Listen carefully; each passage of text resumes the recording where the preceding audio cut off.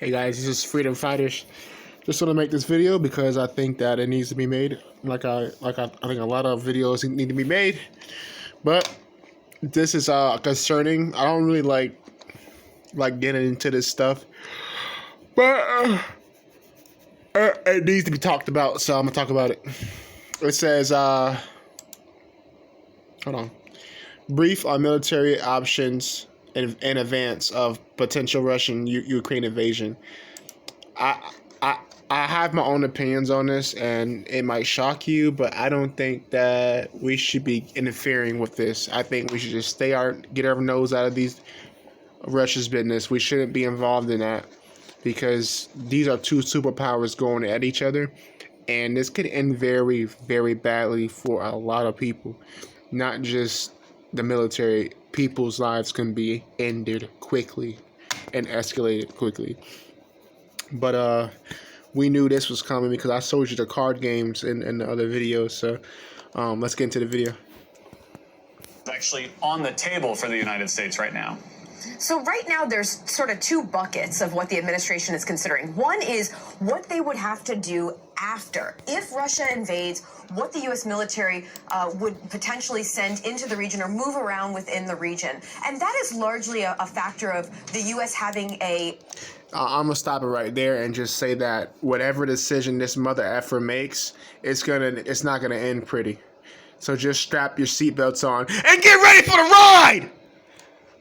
Because that's what you're in for. That's what we're all in for. Everything this guy touches, it falls to shit. I will not be surprised if it ends with a boom! A commitment to NATO, to Article 5 commitment to NATO. So they would shore up some of the neighbors, some of the people around Ukraine. But what's significant here, Garrett, is over the weekend at this briefing at Camp David, Secretary Austin and Chairman of the Joint Chiefs General Mark Milley, they presented some options for what the U.S. military could do in advance of Russia actually invading Ukraine. And that, again, it's not only... I know what the military can do. It can escort this guy out of the White House so we can put a real president in there that knows what the fuck he's doing! This guy's got Alzheimer's, dementia. He should not be in charge of the nuclear codes and the decisions. This is like the top thing that could potentially end us all. An attempt at deterring Putin from deciding to invade Ukraine, but it's also a measure to reassure and reinforce the defenses of some of the NATO neighbors that are right around that area. So what we're talking here is potentially several thousand. And the NATO people are at more risk because they're right near them. Russia could just hit them without even thinking twice about it. And good luck with that.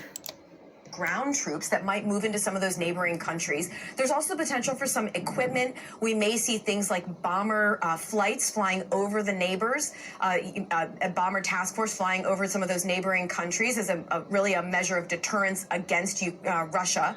But we may also see things like ship visits. Now, it's also worth pointing out that there is this joint U.S.-NATO exercise that's actually beginning this week where we'll see them exercising, actually training to do some of these things together. That's the kind of thing that Russia could look at as a potential provocative measure as all the tensions in the area are just so high right now, Garrett. Any idea of a timeline beyond the exercises for when we might see some of these other movements? The military and the defense officials I'm speaking with are keeping that very quiet. But one official who I spoke with over the weekend said we could see movement of some of these forces in a matter of days. What they're all really watching for, though, is what happens with Russia's buildup along the border. They are continuing. Vladimir Putin is continuing to send more and more troops to the border. It's not that he's sending in really new capabilities at this point, but he is not... there is no sign at this point that he is pulling back the presence, right, or that he is...